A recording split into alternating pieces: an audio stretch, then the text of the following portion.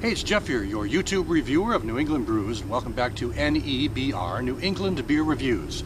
From the Flying Goose Brew Pub of New London, New Hampshire, comes their Perleytown English IPA. Comes in with an alcohol by volume of 8% ABV. No two batches are the same, they say.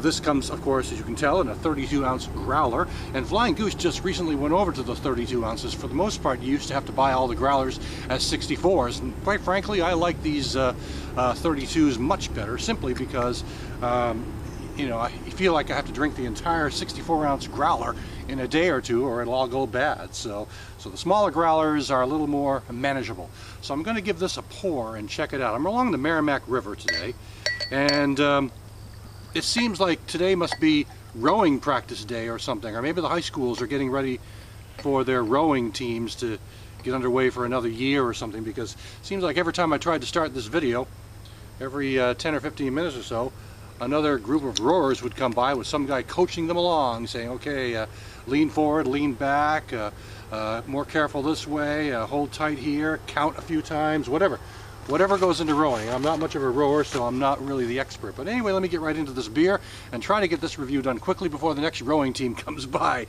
So giving it a pour, you can see it has got a slight hazy, cloudy look to it here, but it tends to be more pale amber.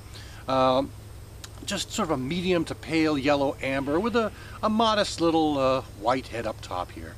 Aroma-wise, they are doing this as an English style, and I'm picking up a nice clean aroma to this here. A mild floral scent. The hops are not overly bitter here. They're not overly assertive. I mean, I'm picking up kind of a good malty toffee sensation. And a real clean malt sensation, kind of the floral types of malts, not citrus but more floral, and more fruity. There's like kind of a sort of a light fruity character going on here. So let's check out the taste here.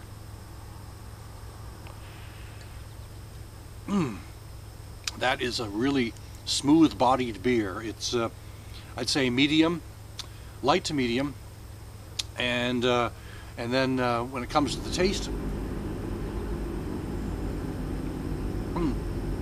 easy drinking for 8%, I have to say.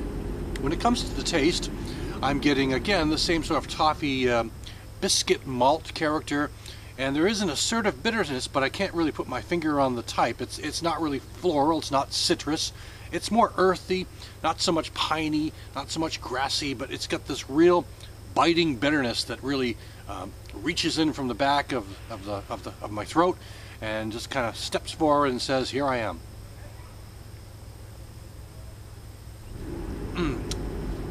8% though, alcohol by volume. I'm not picking up any sort of booze.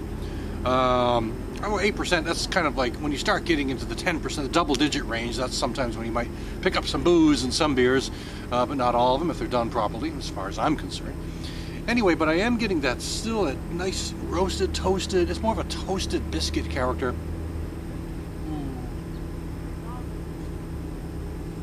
Getting it's definitely a biting bitterness that lingers at the end.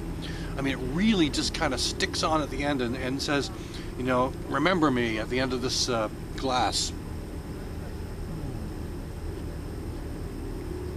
But it's extremely well balanced, and you know that biting bitterness is just I really like that bitterness, but again, it's not super citrusy or floral or, you know, flowery or, you know, that kind of bitterness. It's more of an earthy, just durable bitterness that just says, here I am. And I think I've said that a couple of times, but assertive, aggressive sort of bitterness, but not an offensive sort of bitterness. It's really, really a good toasty, good bitterness, a really well-balanced English IPA. And of course, compared to American IPAs, for the most part, English IPAs tend to have the hop sensation, but they're not meant to sort of take over the entire flavor like the American IPAs tend to do. The American IPAs tend to be really hopped up. You notice those hops, and as we all know, you know, English IPAs, the hops are just thrown in as sort of a preservative to bring those beers halfway across the world. So